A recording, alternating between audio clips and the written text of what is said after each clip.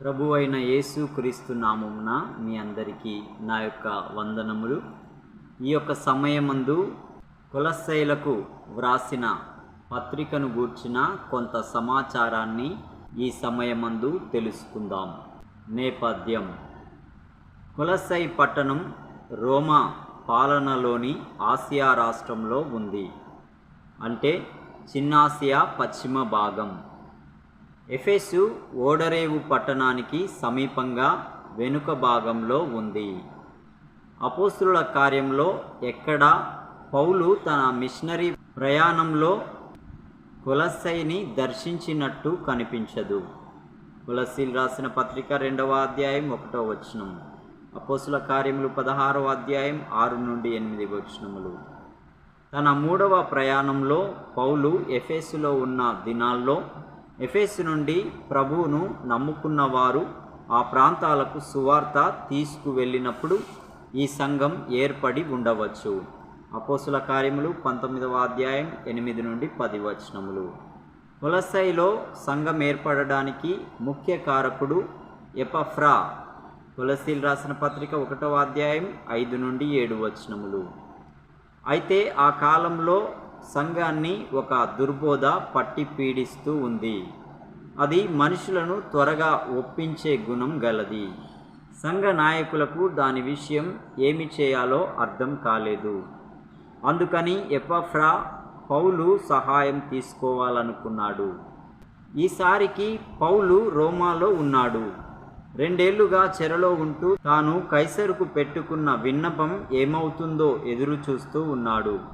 అపోస్తలుల కార్యములు 28వ అధ్యాయం 16వ వచనం 30వ వచనం, 25వ అధ్యాయం 11 నుండి 12 వచనములు, 27వ అధ్యాయం 1-2 వచనములు, కొలస్సీ 4వ అధ్యాయం 10వ వచనం. కొలస్సైలో తలెత్తిన సమస్య ఎపఫ్రా మూలంగా విని వారికి ఈ పత్రిక వ్రాసి పంపించాడు. కొలస్సీలు రాసిన పత్రిక 4వ అధ్యాయం 12 నుండి 16 వచనములు. ఈ పత్రికను తీసుకువెళ్ళిన వార్తాహరుడు తుకికు పౌలు ఎఫెసు వారికి రాసిన పత్రిక కూడా తీసుకువెళ్ళాడు.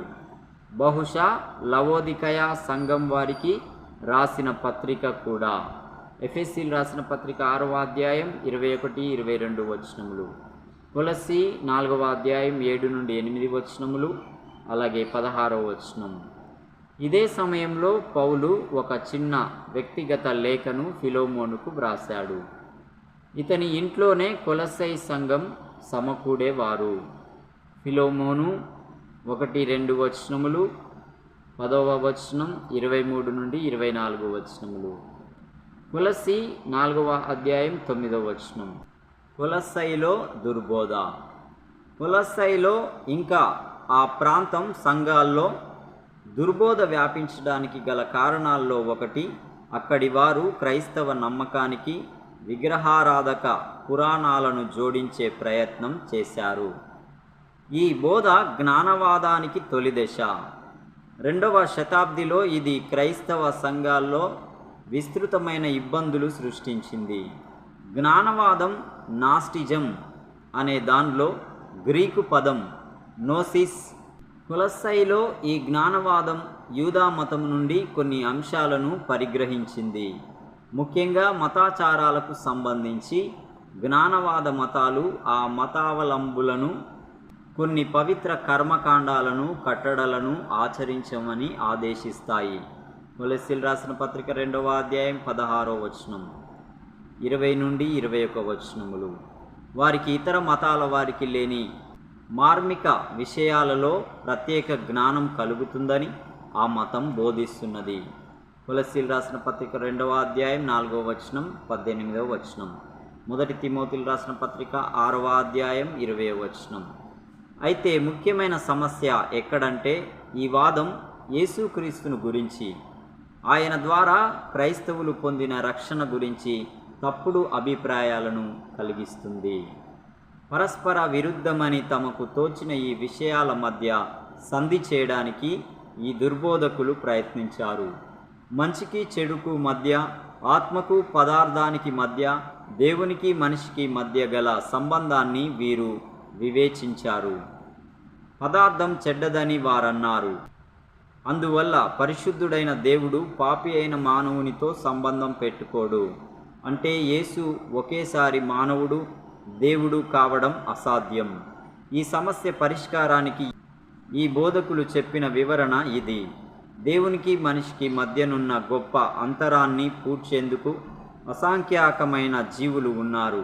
వీరంతా కొంత ఆత్మ, కొంత పదార్థం. వీరిలో మొదటివాడు దేవుని నుండే వచ్చాడు. అతడు దాదాపు దేవుడంతటి వాడు. రెండవ వాడు ఈ మొదటి వాడి నుండి వచ్చాడు. మూడవ వాడు రెండవ వాడి నుండి వచ్చాడు. ఆ విధంగా అనేక మంది క్రిందికి పెరుగుతూ వచ్చారు. దేవునికి దగ్గరగా ఉన్నవారు దేవునితో పోలికలు కలిగి ఉన్నారు. మనిషికి దగ్గరగా ఉన్నవారు దేవుని పోలికలు లేకుండా ఉన్నారు.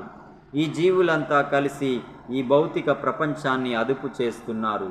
లోకంలోని దుష్ట శక్తుల నుండి భద్రత కొరకు మనుషులు ఈ జీవుల ద్వారానే దేవుణ్ణి సమీపించాలి. ఆరాధకులు నిచ్చెన ఎక్కుతున్నట్టు ఒక దేవతామూర్తి నుండి ఆపై దేవతామూర్తిని సమీపిస్తూ చివరికి దేవుణ్ణి చేరుతారు. కొలస్సీలు రాసిన పత్రిక 2వ అధ్యాయం 8-18 వచనములు. ఈ దుర్బోధకులు చెప్పేది ఏమిటంటే యేసుక్రీస్తు ఈ పాక్షిక దైవమూర్తులలో ఒకడు. ఇది నిజమైతే గనుక క్రీస్తు ఇక దేవునికి మనిషికి మధ్యవర్తి కాలేడని పౌలు చెప్పాడు.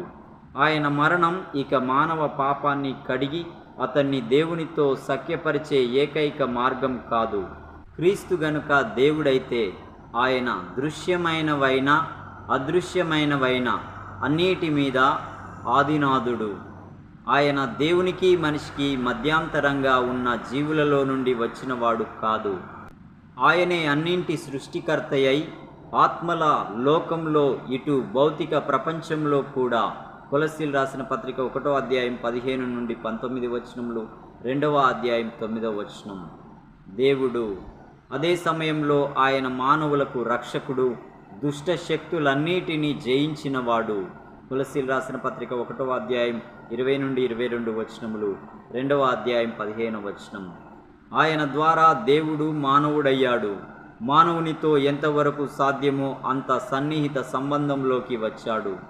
ఈ భూమిపై శరీరానికి శిరస్సుకు ఎలాంటి ఏకత్వం ఉంటుందో అలానే క్రీస్తు తన ప్రజలతో అంటే తన సంఘంతో ఏకమయ్యాడు. కొలస్సీలు రాసిన పత్రిక 1వ అధ్యాయం 18వ వచనం, 2వ అధ్యాయం 19వ వచనం. ఈ ఏకత్వం మూలంగా విశ్వాసులు దుష్టత్వంపై ఆయన సాధించిన విజయంలో పాలు పంచుకుంటారు. క్రీస్తు జీవం యొక్క లక్షణాలు వారిలో కనిపిస్తాయి. కొలస్సీలు రాసిన పత్రిక 1వ అధ్యాయం 13వ వచనం, 3వ అధ్యాయం 3-5 వచనములు, అలాగే 10వ వచనం.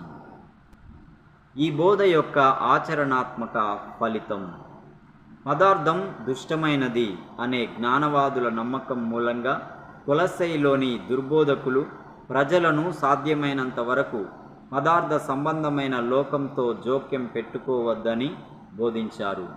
శరీరాన్ని అత్యంత కఠినంగా అనగదొక్కుకోవడం, నియమాలను కఠినంగా పాటించడం మొదలైనవి బోధించారు.